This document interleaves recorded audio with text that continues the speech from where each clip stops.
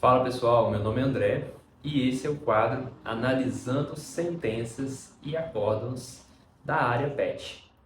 O objetivo desse quadro é trazer para você, empresário, algumas decisões judiciais, onde a situação vivida no dia a dia foi levada para o Poder Judiciário e assim foi dada uma sentença ou uma decisão em recurso, onde a empresa muitas vezes foi condenada e outras vezes foi absolvida.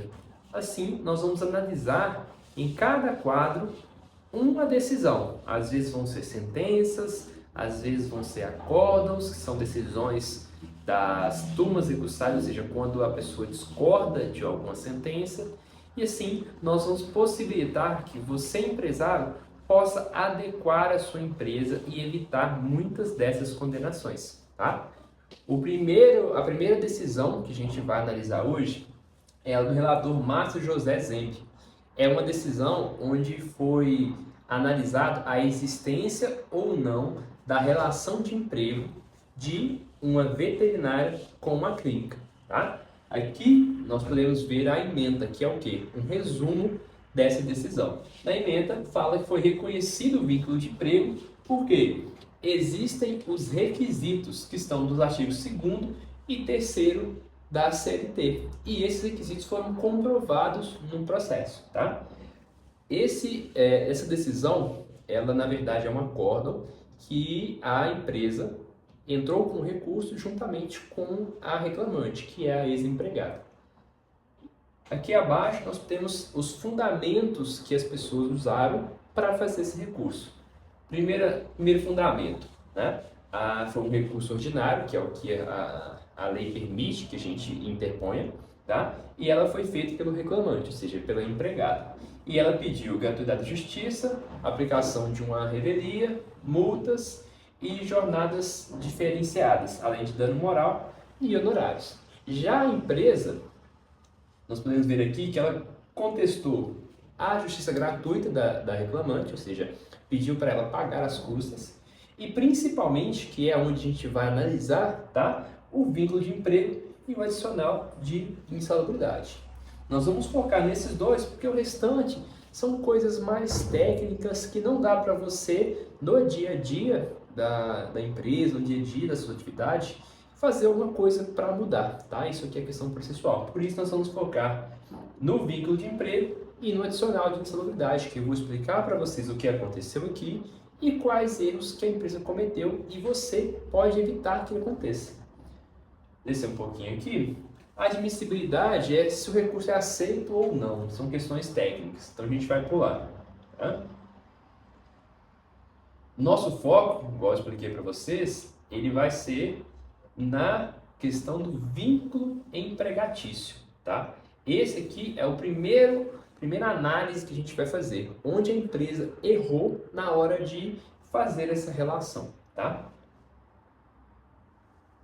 O juiz começou descrevendo aqui, né, o que aconteceu, os recursos, tudo que foi decidido, mas eu já expliquei para vocês do que se trata, a gente vai pular. A parte principal, nós vamos começar por aqui, ó. Desse modo, o ônus de provar a existência de uma relação de outra natureza que não é tutelada pela norma da SLT é da empresa, tá? Ou seja, a reclamada. Por quê? Dentro do processo, quando tem uma alegação de vínculo de emprego, a empresa tem duas defesas possíveis. Negar que teve qualquer relação com aquela pessoa, nesse caso, o empregado ou quem está alegando ser empregado, teria a obrigação de provar tudo. E a segunda defesa é falar, não, realmente teve uma relação, mas ela não é de natureza trabalhista, ela é de outra natureza. E aí a obrigação de provar é da empresa, igual ressaltado aqui. Olha para você. Ao admitir na contestação que prestava serviços pela reclamante na condição de autônoma, fato impeditivo ao acolhimento da versão inicial, ou seja, se ela é autônoma, ela não é empregada. Chama a reclamado para si o ônus de trazer ao processo elementos que permitam que se conclua pela existência de trabalho sem vínculo empregatício, que é o que eu expliquei para vocês. A obrigação aqui era da empresa.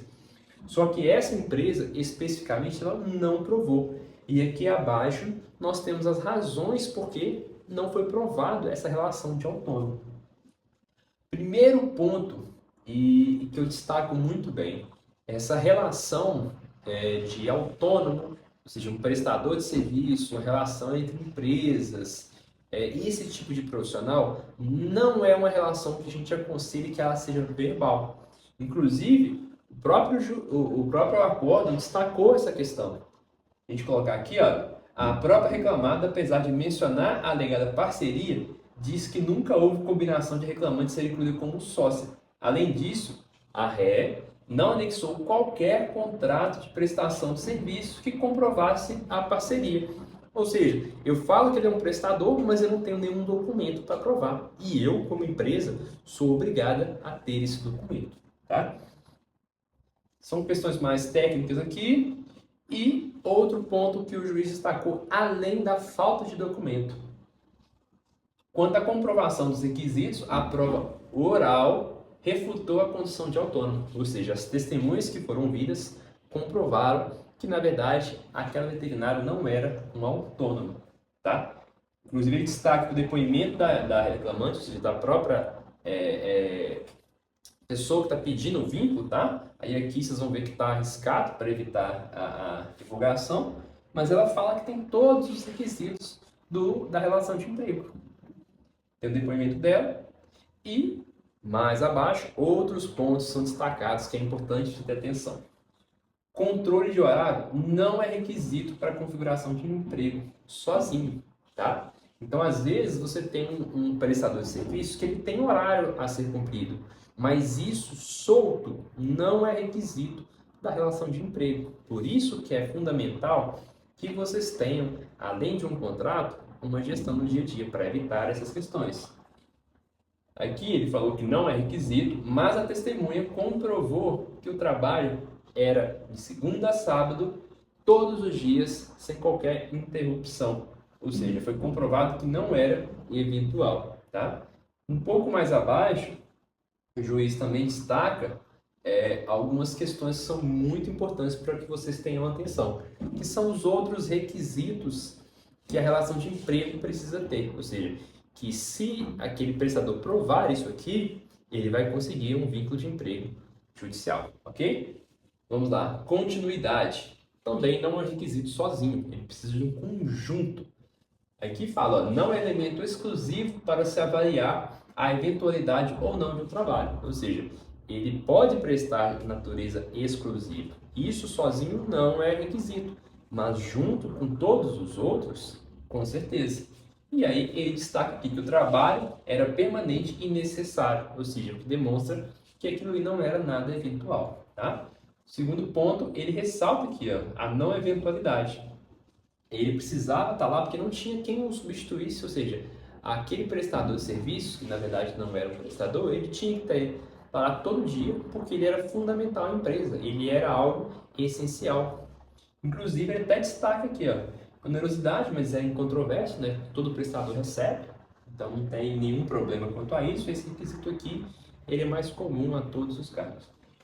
E por fim, é o ponto principal aqui também, ó, pessoalidade. Em momento algum, tá? Aqui, ó, em momento algum, a prova oral diz que a reclamante podia se fazer substituir.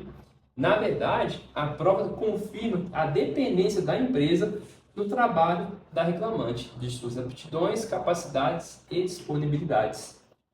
Ou seja, tudo o que foi feito nesse processo, ele na verdade trouxe a comprovação de que aquela pessoa ela possuía os requisitos de uma relação de emprego e não de um prestador. E aí, só para relembrar e para explicar para vocês aqui, os requisitos são pessoalidade, tá? Que foi destacado aqui. A pessoa não pode se fazer substituir, tem que ser ela exclusivamente. A onerosidade, que tem que receber, tá? A não eventualidade, ou seja, tem que ter uma frequência, não pode ser uma coisa eventual.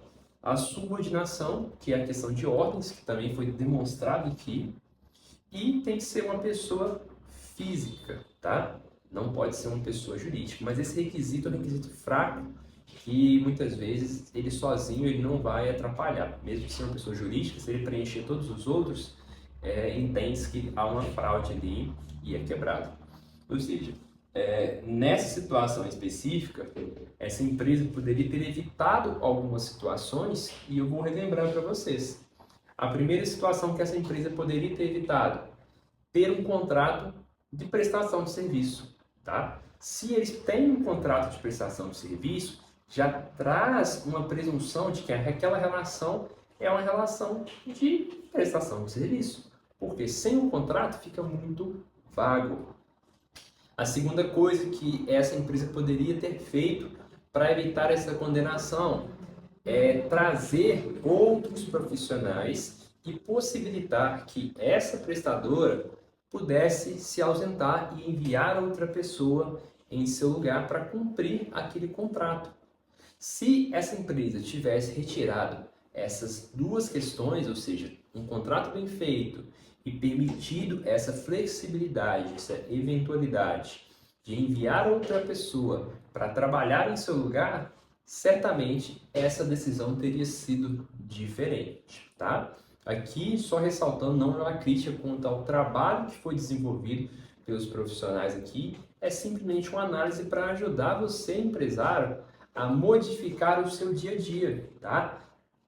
Traz para você, analisa as informações que eu trouxe aqui nesse vídeo e verifica se a sua relação com o seu prestador de serviço, se ela está adequada e se ela observa os requisitos que um prestador deve ter, ou seja, uma autonomia, uma liberdade, uma flexibilidade, uma não dependência direta, tá? Se você analisar os seus prestadores, na verdade eles não tiverem nada disso, eles preencherem todos os requisitos que foram destacados aqui, você está correndo um grande risco de ter um processo judicial e acabar perdendo esse processo, tá? Só ressaltando que dentro dos pedidos aqui, além do vínculo empregatício, foi feito também um pedido de insalubridade, que eu vou mostrar aqui abaixo para vocês.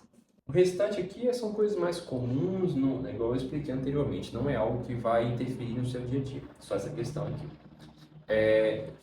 Nesse processo, ao atrair o vínculo trabalhista, a empresa acabou atraindo também outros direitos que o empregado certamente tem, como o adicional de insalubridade. Nesse caso, foi feita uma perícia técnica, tá? Nos presentes casos, o doutor juiz determinou a realização de prova técnica, tendo o expert concluído que se caracterizou a insalubridade em grau médio pela exposição a agentes biológicos. Ou seja, teve uma perícia e esse perito deu esse adicional de insalubridade em grau médio, que hoje é 20% do salário mínimo, ok? Então, ou seja, nesse processo, o que essa empresa perdeu? Ela perdeu basicamente o pedido de vínculo trabalhista, então essa reclamante, essa empregada, passou a ter direito a férias, 13º, FGTS, multas de 40%, adicional de insalubridade. Tudo isso foi deferido nessa decisão. Inclusive, outro ponto importante também que é a diferença salarial. Quando o empregado recebe menos do que o piso determina, quando ele consegue o vínculo, ele tem direito a essa diferença. Então, vamos supor que o salário que ele recebia era 1.000 e o piso era de 4.000. Ele teria diferença de 3.000 para receber, tá? No caso veterinário, nós temos uma lei específica que determina a quantidade que esse profissional vai receber, dependendo se ele trabalha 6, 7 ou 8 horas, de acordo com o que a lei vai descrever a questão salarial. Atualmente, o piso veterinário está em torno de 12.000 e pouquinho. Bom, e esse, pessoal, foi o quadro. Eu espero que vocês, como empresários, tenham conseguido entender um pouquinho do que eu passei, tá? Se tiver alguma dúvida, pode deixar no comentário. A gente vai ter o prazer de ajudar vocês a regular corretamente a sua relação com o prestador, tá bom? A partir dessas análises, você consegue entender realmente o que a justiça entende como certo e como errado e pode adaptar seu negócio para ter uma empresa sempre estável e minimizando os riscos de um processo trabalhista. Então esse foi o quadro analisando decisões judiciais. Até a próxima!